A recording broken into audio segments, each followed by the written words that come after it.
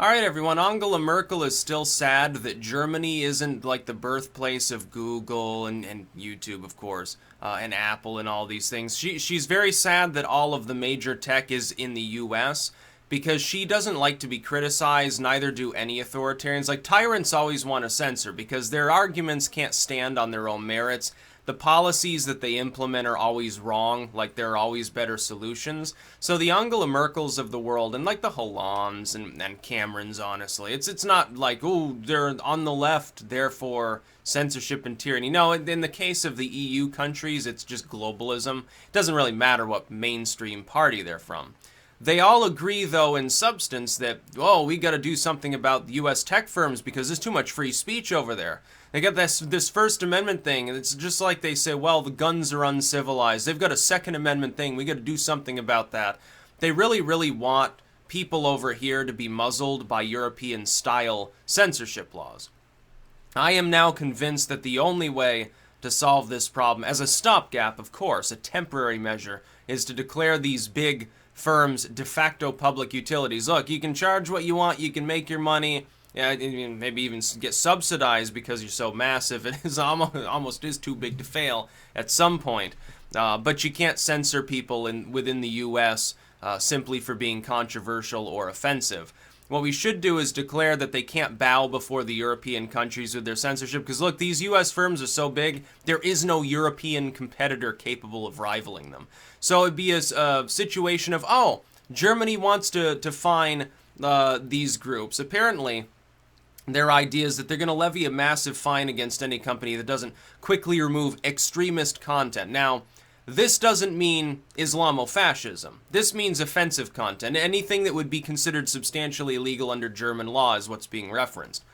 That means any certain historical material, certain educational material that would be perfectly acceptable by U.S. standards would be held to be illegal in Germany, especially with relation to World War II. Probably the civil rights era in the U.S. sense. Some of that would probably be illegal too. Certain political opinions, certain political movements. They don't even have to be violent. They don't have to express anything particularly violent. Even there's guilt by association. Like an association with or a support of, morally and verbally, certain groups could get you in trouble in certain EU states as well. Now the funny thing is Europe pretends to be like the cradle of modern civilization. Like, oh, freedom and westernization, it's going to be so wonderful. And yet at the same time, they're willing to debilitate their own population's civil rights on a daily basis with their crappy censorship policies. So, like, some content that would be considered generally fairly mundane in the U.S., like, okay, the person's expressing a social opinion, a political opinion, a fiscal opinion, would be over there considered to be extremist material. Therein lies the problem also. I would point out in a religious sense, the concept of freedom of religion that we have in a more absolute sense here is less absolute in some of the European nations. There are certain things, if you say it from the pulpit, you're going to get in trouble like any other person. How do we reconcile, thus, that type of material with the actions of U.S. tech firms?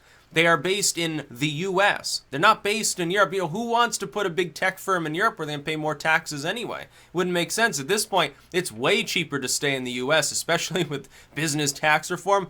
Oh yeah, the tech firms side, they're going to love it. Even Amazon. Bezos is going to love it too, even though he doesn't like Trump. He and Trump get into it all the time. And he's like, oh, Trump is like, no, the post office isn't paying Amazon, charging Amazon enough. And Amazon's cheated on its taxes and stuff like that. I think they still like Trump, though, at this point because of the amount of money they're going to make. Consumer confidence rises, they make more sales, everybody's happy.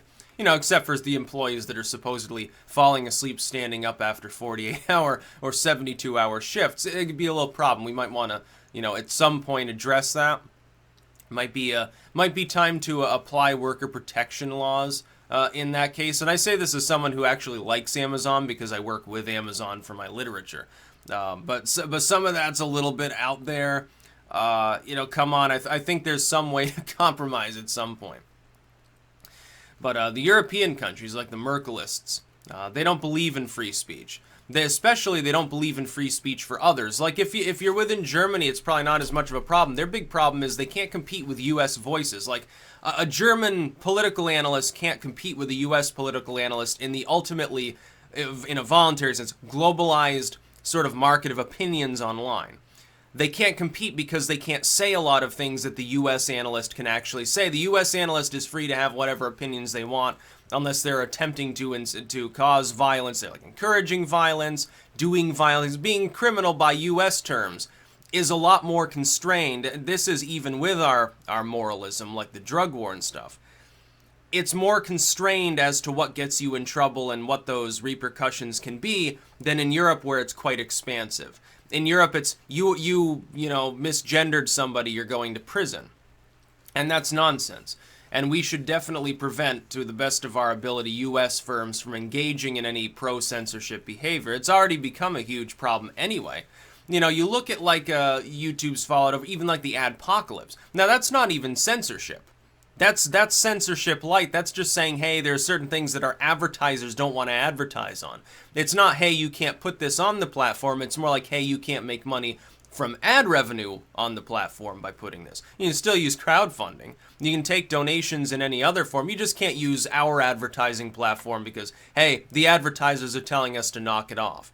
I think YouTube was reluctant to even do that. That's why it took them months to actually implement such things.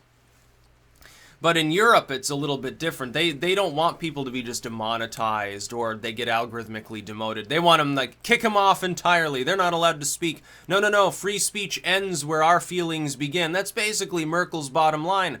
Well, this isn't Europe. This is the United States. And personally, here's what I believe should be done. Content creators and their fans need to get together, and we need to start some sort of movement against censorship. At this point, it's necessary to do so to show our numbers, essentially.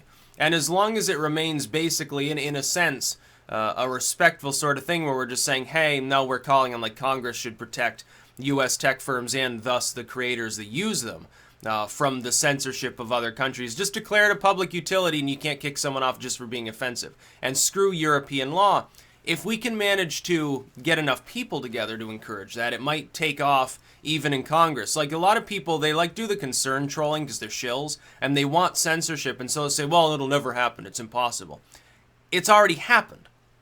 SOPA, for example. SOPA, the shitty application of copyright and censorship and everything else bad and corporatized under the sun, looked like a shoo-in when it was first suggested. It was like, oh, it's going to pass. The entire internet solidified against it and totally laid waste to it. So very, very quickly, half of Congress abandoned the bill. It was dead in the water. I don't even think they brought it up for a vote. ACTA was defeated similarly. We've done this before. It's just a matter of enough people have to get together at this point. We can't necessarily rely upon the Googles and the Facebooks and other companies to actually make the normie user bases aware that there is a problem and that they're basically, these tech firms, oddly enough, are being continuously abused by Western European governments. You know, the Middle Eastern governments aren't doing this. Turkey, Erdogan occasionally harasses Twitter and tries to get them to take pictures down.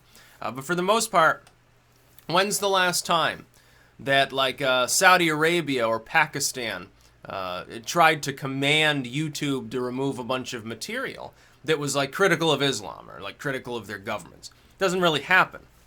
But yet it happens all the time with Europe. Isn't that a little bit odd that some literal tin horn, like, theocrat regime is less abusive towards the free speech of people on this side of the Atlantic Ocean than a bunch of Western European governments that supposedly are free and democratic and all these other buzz terms? We're Western, we're civilization, we're enlightened. I think that that's a little bit odd. We need to stand against that to the best of our abilities. And the other big way to do that is really alt-tech. That's really going to become the savior of freedom online. What you're going to see over the next 10 years, if these big tech firms don't get turned into basically public utilities, if they aren't prevented from destroying themselves by censorship, they will. And alt-tech will become the next big tech. Because right now you've got basically, it's sort of like investment, where you've got the smart money first. It's a very small pool of people who get involved in something new and potentially change-making, even radical at the time.